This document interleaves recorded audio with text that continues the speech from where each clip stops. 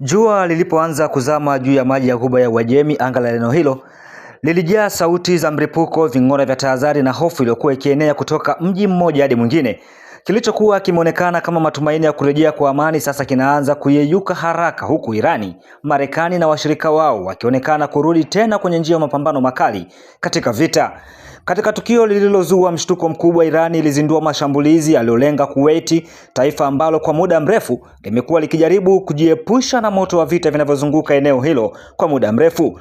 Ndege zisizo na rubani yani drones na makombora yalianguka karibu na uwanja wa ndege wa kimataifa wa Kuwait, yakiharibu miundombinu muhimu na kusababisha kifo cha mtu mmoja, huku zaidi ya watu 60 wakijeruhiwa. Muda mfupi baadaye, picha za moshi mzito ukifuka kutoka eneo la uwanja huo zilianza kusambaa duniani. Abiria waliokuwa wakisubiri safari zao walikimbia kwa taharuki, huku wafanyakazi wa usalama wakijaribu kuhamisha mamia ya watu kutoka maeneo ya hatari. Kwa saa kadhaa shughuli zote za ndege zilisimamishwa, lakini huu haukuwa mwisho wa siku ya vurugu. Mamia ya kilomita kutoka Kuwait, vikosi vya Marekani vilikuwa vikifanya kile walichokita mashambulizi ya kujihami ndani ya kusini mwa Irani. Jeshi la Marekani lilisema lililenga maeneo ya kurusha makombora pamoja na boti za Irani zilizokuwa zikidaiwa kujaribu kutenga mabomu baharini karibu na mlango wa Hormuz. Hormuz si eneo la kawaida duniani, ni njia nyembamba ya maji inayobeba karibu sehemu kubwa mafuta yanayosafirishwa duniani. Kila meli ya mafuta inayopita hapo huathiri bei za petroli, dizeli na gesi katika mabara yote. Ndio maana kila mlipuko unaoonekana karibu na mlango huo huifanya dunia nzima kushika pumzi. Baada ya habari za mashambulizi hayo kusambaa, bei za mafuta duniani zilianza kupanda zaidi ya 2% ndani ya muda mfupi, ishara kwamba masoko ya kimataifa yanaanza kuhofu kuzuka kwa mgogoro mpya duniani. Tangu Februari 28 mwaka huu, eneo la Ghuba limekuwa likiishi chini ya kivuli cha vita. Mashambulizi ya Marekani na Israeli dhidi ya Irani yalifunga ukurasa mpya wa mgogoro ambao umeendelea kugharimu maelfu ya maisha na kusababisha madhara makubwa kwa uchumi wa dunia.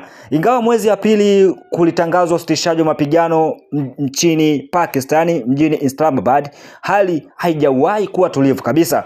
Kila wiki kumekuwa na madai ya mashambulizi mapya, vitisho vipya na hatua za kijeshi zinazozidi kuonyesha kuwa pande zote bado zinaandaa nguvu zao. Siku ya Jumatano, vyombo vya habari vya Irani vilidai kuwa walinzi wa mapinduzi ya Kiislamu walishambulia makao ya jeshi la 5 la Marekani nchini Baley pamoja na kambi za kijeshi za Marekani katika eneo hilo. Hata hivyo, kamandi kuu ya jeshi la Marekani yani CENTCOM lilikanusha taarifa hizo na kusema makombora yote ya Irani yalishindwa kufikia malengo yake. Badala yake, CENTCOM ilitangaza kuwa wao ndio waliokuwa wamefanya operesheni mpya dhidi ya malengo ya Irani karibu na Hormuz. Katika mazingira haya ya madai na kukanushana, ukweli mmoja unabaki wazi: vita bado havijaisha. Wakati moshi ukiendelea kupaa juu ya Kuwait, sauti kali kutoka Teherani zilianza kusikika. Mohsen Rezai, mshauri wa kijeshi wa kiongozi mkuu wa Irani, alitoa onyo ambalo lilisikika kama ujumbe wa moja kwa moja kwa Washington. Alisema Irani haitaruhusu Marekani kuvuka mipaka katika mazungumzo wala katika masharti ya usitishaji mapigano. Kupitia ujumbe wake, alionya kuwa hatua yoyote ya uchokozi itajibiwa kwa mvua ya makombora na ndege zisizo na rubani yani drones. Kauli hiyo iliongeza wasiwasi kwamba mapigano yanaweza kuongezeka wakati wowote ikiwa mazungumzo ya kidiplomasia yatashindwa kabisa. Katika miji ya Ghuba, viongozi wanaanza kuonyesha dalili za kuchoshwa na hali hii. Mshauri wa kidiplomasia wa rais wa Falme za Kiarabu EAE alisema mashambulizi dhidi ya Kuwait na Bahrain hayawezi kuonekana kama mashambulizi dhidi ya nchi moja pekee. Kwa mtazamo wake, ni shambulio dhidi ya usalama wa Ghuba nzima. Kauli hiyo inaonyesha jinsi mataifa ya eneo hilo yanavyoanza kuona tishio la Irani kama changamoto pamoja inayohitaji jibu la pamoja. Wakati huo Washington, Rais wa Marekani Donald Trump anaendelea kukabiliwa na shinikizo kubwa. Kwa miezi kadhaa amekuwa akiahidi kuwa makubaliano ya kumaliza vita yapo karibu, lakini kila mlipuko mpya unaonekana Ghuba unafanya ahadi hizo kuonekana kuwa mbali zaidi. Trump anahitaji kushusha bei za mafuta nchini Marekani na kuzuia vita kuongezeka, lakini wakati huo huo hataki kuonekana kama ametoa ushahidi kwa Irani. Lengo lake kuu limeendelea kuwa kuzuia Irani kupata silaha za nyuklia.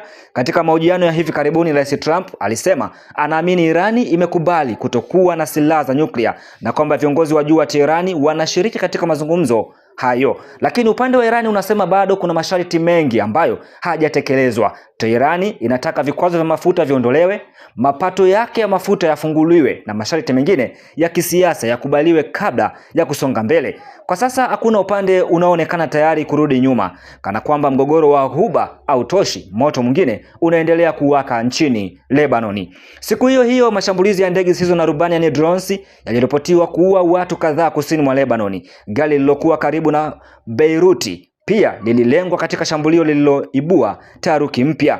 Israeli imeendelea kupambana na kundi la Hezbollah linalounga mkono na Irani, na mapigano hayo yamefanya Lebanon kuwa moja ya eneo yenye hatari zaidi katika Mashariki ya Kati. Katika mazungumzo yake ya hivi karibuni, Trump alifichua kuwa aliwahi kumpigia simu waziri mkuu wa Israeli Benjamin Netanyahu akimshauri kusitisha mashambulizi dhidi ya Lebanon. Kwa mujibu wa Trump, alimwambia Netanyahu kwamba vita hivyo vinapaswa kusimama, lakini hadi sasa mabomu bado yanaendelea kuanguka.